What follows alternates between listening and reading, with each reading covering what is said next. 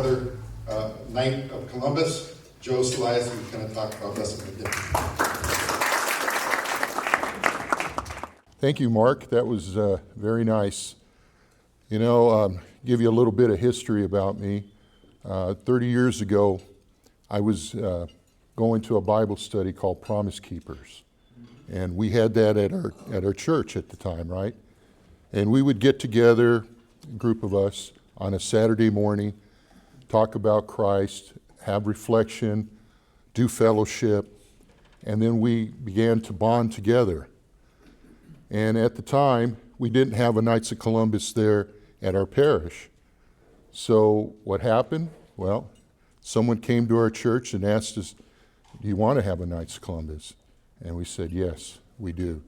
And that was the beginning of my journey in the Knights of Columbus.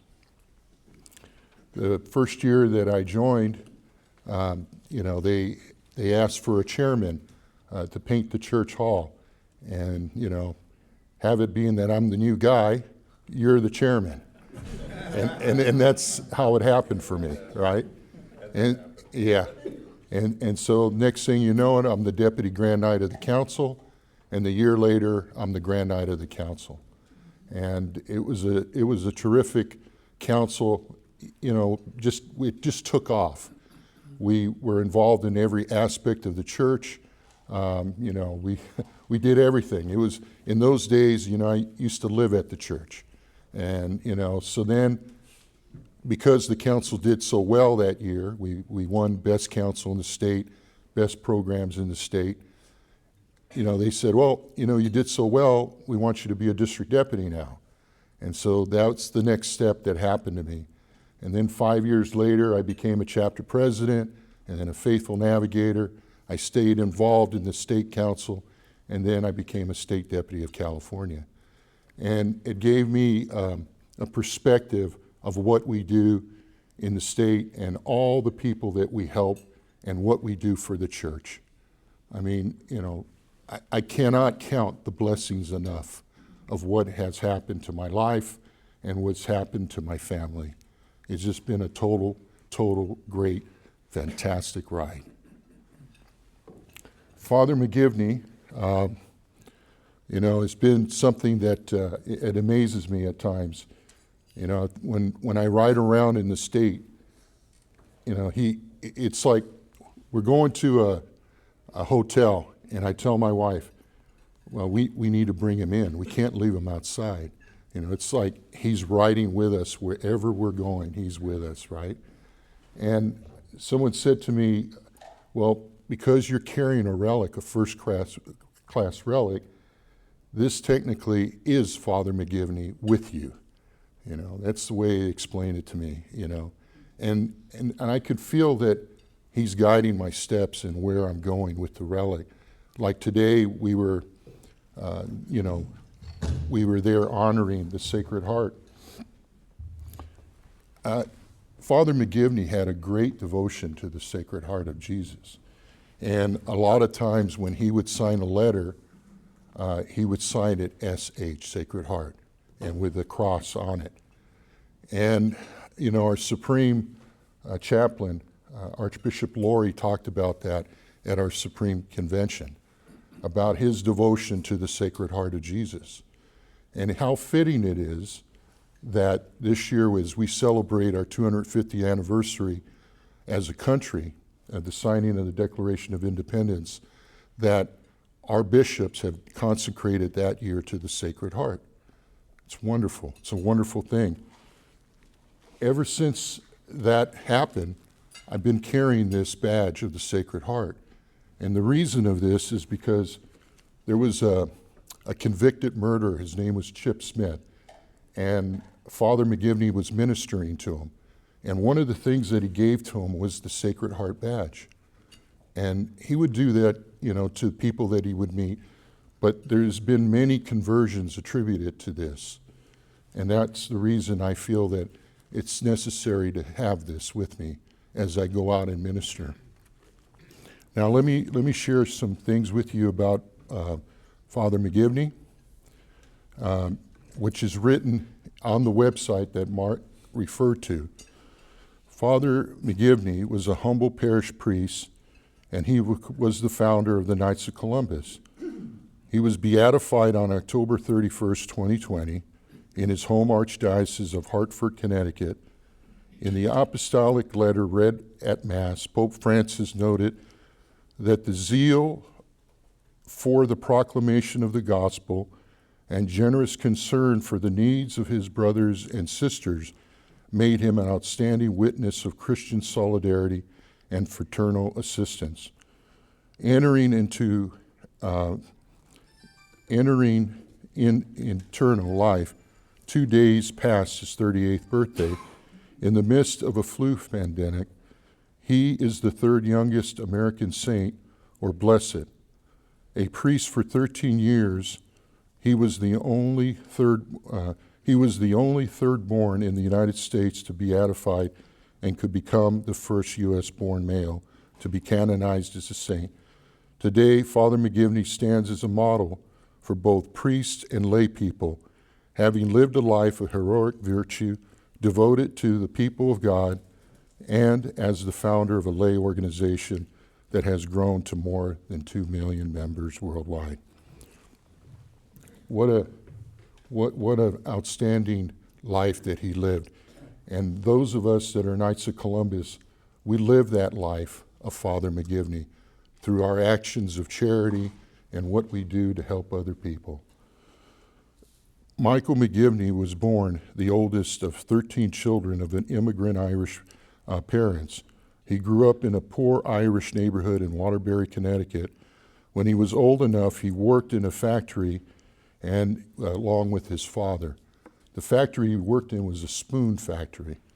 You know, anybody that worked in a shop knows, you know, it's a pretty, you know, the lights are not that good, you know, it's pretty dingy, you know, I mean, it wasn't an easy job. It was a tough job that he was working in.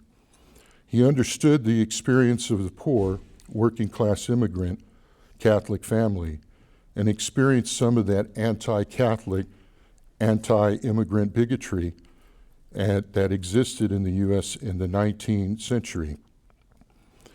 Catholics then were very vulnerable. Many employers had a policy of Irish need not apply. Immigrants often took the most dangerous jobs, mining, railroad, and factory positions. Accidents, disease, and overwork often led to the family's breadwinner suffering an early death and leaving his wife and children destitute with no social safety net. You know, all this can be found on the website.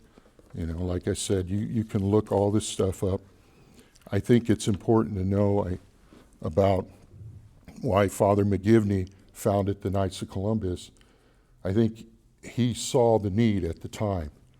You know, he was going to the seminary when his dad died, and he was being forced to have to come back home. And his bishop stepped up and said, no, you're going to finish your schooling and you're going to become a priest. So they went and they helped the family so he could become a priest. Father McGivney, though a man of unassuming character, was possessed with a will which was aided by the grace of God. He was able to face unkind and unjust criticism from all directions. You know, imagine trying to get something going there at St. Mary's Church when you're facing all that discrimination, but yet he was able to do it. His life was a life of service to others, and he was known for his heroic virtues that he practiced during his life. At a time when Catholics were identified of so many and were being tested by the harsh economic and social political realities of the 19th century, he offered a way forward without compromising the faith. So what would happen when the breadwinner would die? The families were broken up, and a lot of times they were being raised by those that weren't Catholic. And that was another reason that Father McGivney felt that there was a need to have the Knights of Columbus.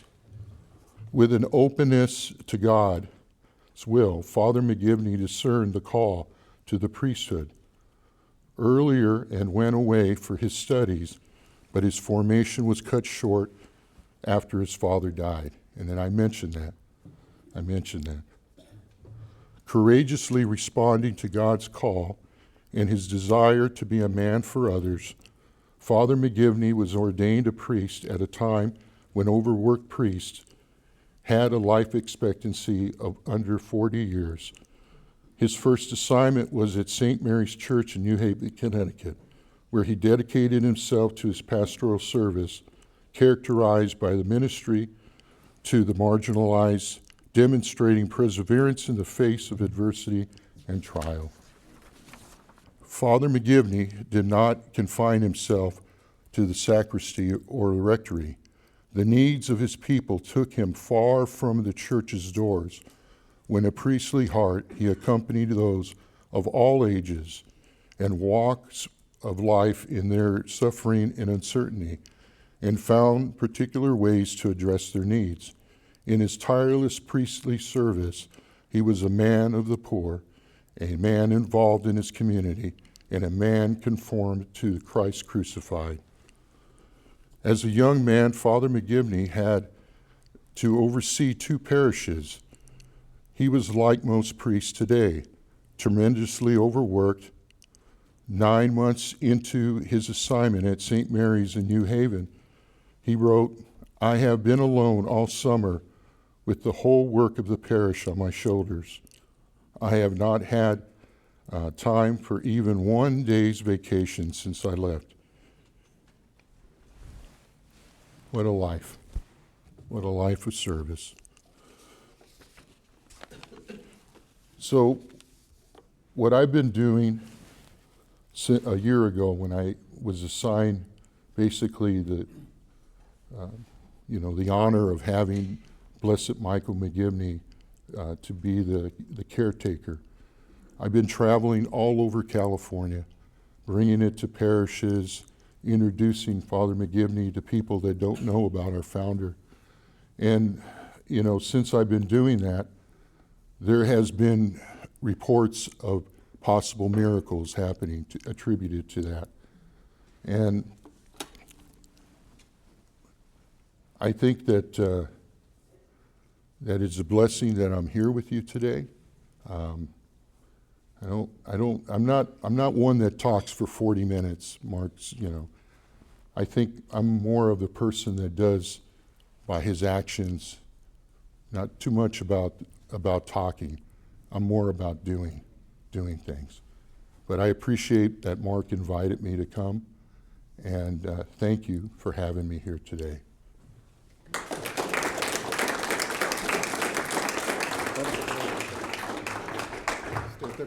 Yeah. So,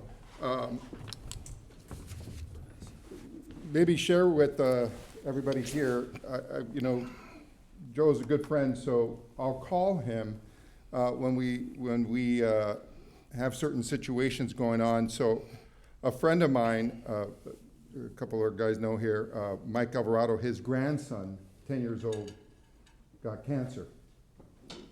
And so he was here at Chalk. And so I called Joe. I says, Joe, can you bring the relic? And he did. He just turned it around, I think, in a day. Yeah. Can you talk about that experience? Yeah, I could talk about that. I've had quite a few of those type of experiences. One, when we came down to Orange County and there was a 10-year-old boy that the parents wanted to have the relic, and we went down there. We took Father Glenn, we took him down there, and we did prayer. We prayed with him, and he was able to hold on to the relic and touch the relic. And the great thing about him is that he went into remission from his cancer, which is such a wonderful thing. I'm like I said, this is not my thing about talking about myself. It's very hard for me to do this because I like to work and it doesn't need, anybody needs to see what I'm really doing. But another one was, we got a call from one of the brothers up there in the Modesto area, and his wife was having a pregnancy where she was gonna, all kinds of complications with her pregnancy, right? And this was like 3 days before Thanksgiving. And I told the wife, I go, well, we're gonna go up there. We're gonna go up there, we're gonna bring the relic up there, you know. And at the time, the priest, you know, didn't really want to come to the guy's house. You know, we couldn't get a church to bring the relic to because it was more of a private type of thing, you know. They feel, well, if we bring it to the church, then we have to open it up to everybody. And so I went to their house, and there was 30 Knights of Columbus waiting for me when I got there. And we were able to, you know, be able to, you know, venerate and pray and everything like that. Well, unfortunately, the baby was born, but the baby died. And so it was one of those. And I had that a couple of times. It happened. It's heartbreaking, you know. Another one was, Mark told me about, was a 33-year-old girl that was in Loma Linda. And she had a heart, you know, she had a heart transplant, and her body was rejecting it. And so the father asked me to go over there. He was a brother knight, and I went over there. And, you know, it was a beautiful thing. I mean, the praying and being there to be a witness to what was happening. But unfortunately, you know, she didn't make it. And so it's happened. And you know, I believe that it's God's will, you know, because we don't know what type of healing that God's going to give us, whether it's a spiritual healing or whether it's a physical healing, or even if it's a healing of some sort of person that's around us. We just don't know. You know, Father McGivney was a man that had a deep devotion, and I feel that that devotion comes through me at times because I believe. You know, I believe that what I'm doing is a great purpose to help others. There was another one where we went to Keck for another brother night, and his daughter, you know, was like 21 years old, and you know, she had a lung transplant, and you know, when after we went to go visit her, she pepped up. She was able to eat, you know. She had that window where she, you know, the doctors had already told her that she wasn't going to make it. And, you know, they said, well, we got nothing to lose. Why don't we bring them over here? And so I went over there, and, you know, and so for a little while, the family got her back for a little while, but she didn't, you know, a couple of months later, she died, you know, so. But those are some of the stories that, you know, that I've experienced so far since I've been doing this. Before I took charge of this, we tried to give it to some of the guys, you know, in the different chapters, and you know, they would take it, and they would bring them. You know, sometimes they would bring it to a hospital of somebody that they knew, and 2 times it went to a hospital of a brother knight. And the brother knight was so touched that they took the time to go do that, you know. So yeah, it's been everywhere. It's been at hospitals, it's been at high schools, it's been at the seminary at St. John's, it's been at dioceses, it's been in cathedrals, it's been, you know, we had the bishops, you know, from San Diego to San Bernardino, I mean, all over the place, you know, have had Mass with it. So it's been around in this last year that we've had it here in California. California is one of the very few jurisdictions that has a state office. Now, one thing Mark didn't tell you about is that we have a museum there in Fontana. This museum has over 124 years of history of we've been doing here in California in the state. And I'm the president of the Museum Association. A couple of years ago, you know, I have no background in that, but they said, hey, this would be a good, you know, good thing for you to do. And, you know, so what happened was somebody decided to come vandalize our statue and steal some plaques that we had in front of the office there. And so that became my first project to get involved with and get that statue back up again and get the plaques that needed to go back. And so I've been staying busy with the museum. But one thing that happened about 3 years ago is that we had made a chapel there at the state office. And this was derived from an idea back when I was state deputy, when we would get calls from sometimes, we'd get calls from guys that were upset or whatever, whatever the reason, or if you had a decision that you had to make and you needed time to, reflect on, you don't want to call somebody when they're upset, you want to wait, a little while. So I thought, well, wouldn't it be nice to have a chapel there at the office? And so a few years went by, and the officers that were with me during that time said, you know what, we should have a chapel there at the state office. So 5 years later, we have a chapel. And that's the other thing that I do. Every month now, I've been having Mass and adoration there at our office. And I've been inviting, it doesn't have a lot of people, maybe we get like 30 people showing up, at times. But what's great about it is that I can go to the office and sit with the Blessed Sacrament and spend time with the Blessed Sacrament. It's there all the time now. And that's a wonderful thing. I was asked a question a while back. Of all the things that you've done, Joe, over the years, like Mark mentioned about starting, council there in his parish. I've started councils there at UCLA, started a council there at Cal Poly Pomona. I've started a lot of councils. But I think the greatest thing that I've done since I've been a knight these 30 years is getting that chapel, because that's the legacy. I used to tell the guys that, that were in leadership when I was state deputy, used to say to them, what's the difference between the Elks, the Rotary, and all these other groups, right, that you have out there, right? What's the difference? Well, the antler clubs, right? I used to talk about that, right? What's the difference? And they would kind of look at me and I says, the difference is that we're Catholic and we have the Eucharist. And that's what set us apart from all of them. We're doing this for our church. They do great things. I'm not knocking what they do.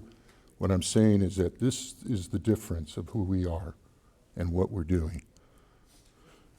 Anything else, Mark? Now, to go back to my friend's Lou, I'll have some water. Yeah. my friend's grandson, Cruz Thank you. Colorado. So he talked about some that passed away, but Cruz is miraculously in remission. So thank God for Joe and his ministry and blessed Michael J. McGivney. We're still trying to get that last miracle right on the books to make him a saint. Hopefully that happens soon. Do you know any reports on that? Well, let me tell you. It's good that Mark could give me a cue,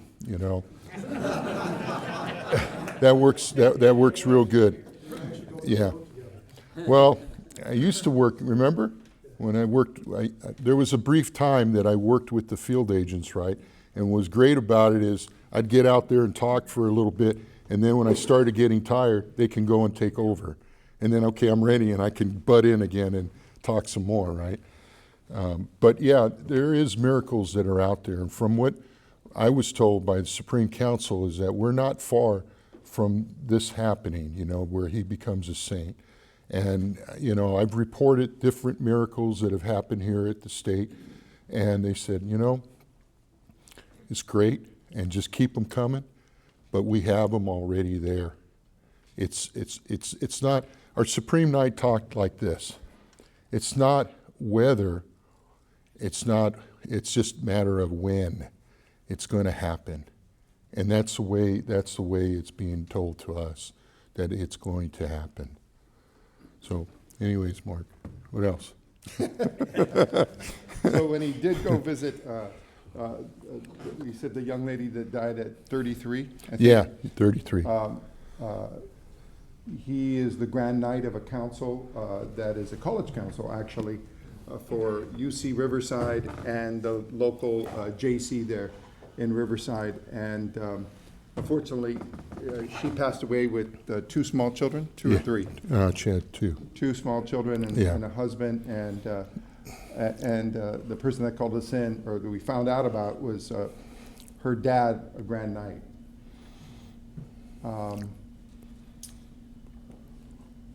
And what a service we do as Brother Knights, particularly at death.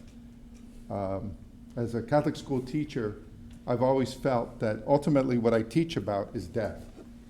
In not a morbid sense, but for us as Catholics, the day that we celebrate a saint's their feast day is usually their day of death, right? So it is our hope that we make it to heaven. That's our hope. So, of course, we're saddened for missing the ones we love, but we hope and we pray for the dead that they're in heaven and that we'll see them again, right? That's what makes our faith, our Catholic faith, so beautiful. And so, Father knows this. What a special time it is to be at someone's deathbed. I got to be there at my dad's deathbed as he passed from this world to the next, and just be in his ear and just saying, I love you, Dad, over and over in his ear. That's, what else do you do? And so to give him that comfort, even though, he has sad tales of them dying, and maybe the miracle isn't a physical healing, but maybe it's a spiritual healing. And those are really the ones that are most important, right?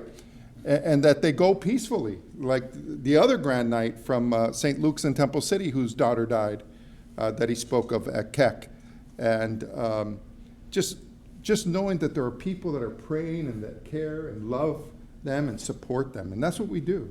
That's what we do as Brother Knight. So I thank Joe for doing this. It's hard work. I honestly, it's why I'll always bend to and bow to a priest, and I don't kiss their hands because of COVID, but I get their hand and put it to my forehead, because, boy, how many times has Father Mike been at a deathbed? Hundreds? Thousands? Many times. Yeah. And what a blessing to give that comfort to a family. We just had someone from Santiago, Lee Sweeney, who does our Shroud of Turin. His wife just died 2 weeks ago, Michelle. And they were married for 49 years. And after the meeting we had for Orange County workers, I went to go visit them at the hospital there, and she ended up passing away that day. So I got to be in there for that, and what a privilege. And what a privilege. So I thank Father for his ministry, for sure, and all priests, and for Joe and taking this, and our blessed Father McGivney. I want to tell you another story, and Mark brought it up about visiting someone prior to them dying, right? I was serving Mass in the morning, and we had a sister at our church, said, Duke's getting ready to die. And he said, so what we did is, right after Mass ended, we went to the house, and he was there to anoint him, and I was there, the whole family, and they prayed. And he was the guy that brought me into the Knights of Columbus. I was there for the guy that was my mentor, and I was there when he died. And when we got back to the church, they said, how's Duke doing? He says, well, he died we were going back to the church, he died. So we got there right before he died, right? And I thought, what a blessing to be able to be there and to pray with him and to be able to see him for that last time. And I was with him 3 days before he died. I was with him. We were sitting out in the patio talking to each other about Knights of Columbus, things that we were planning to do, things that we wanted to do, all that kind of thing, And then 3 days later, God called him home. It happened like that. And just a lot of things happen like that. Like he talked about a 33-year-old girl and the father, right? After, he was thanking me, thank you for coming over here. He goes, can you give me some money? Can I give you some money for gas? He told me. I said, no, you don't give me money for gas. No, I came out here for you, brother. And I go, this is what we do. This is what we do. We take care of each other. And that's the thing about the Knights of Columbus. We take care of each other. We're a brotherhood. That's what we're about. It's nothing more than that. When I was starting to go to church in where I live right now, one of the sisters told me, and this was a great thing, she said, they're going to come to you asking you to be involved in all these ministries here. You pick the ministry where you think that you're going to be able to make the most impact for God. This Knights of Columbus was the ministry that I picked. I have dedicated my whole life to this. This is what I do. I'm not looking, to tell anybody these things. I'm looking to show them by my works. That's what we're about. Our bishops, our priests, they see this. They see the good that we're doing out there. Years ago, it was a kind of a different thing. We had our council halls and the guys would get together and they play cards and they drink beer. But today, we're not that anymore. We're involved in our church. We're doing a lot of good things to help people, right? That's true. A lot of things have changed, And I think even when you see what's happening with the Supreme Council, I was sitting next to Patrick Kelly when we had our convention in San Diego. And he says, I see what you're doing. You're taking the faith and you're taking the faith and you're asking people to be a part of the Knights of Columbus and you're making the faith something important for them, right? And I said, yeah. And I think it's very important because this is how we're able to connect with other people. We all come from different backgrounds, economic, whether it is, how we were brought up. But the one thing that brings us together is our faith. And that's how we're going to reach out to the young people today. It's through our faith. And so what happened? The Supreme Council now has started core. They're starting things that are more spiritual. They're doing things where they're getting away from this, service, where it's oriented, where it's more about your faith. It's still service, but it's more about your faith. So wanted to share that with you. All right, let us thank our brother Joe. Yeah.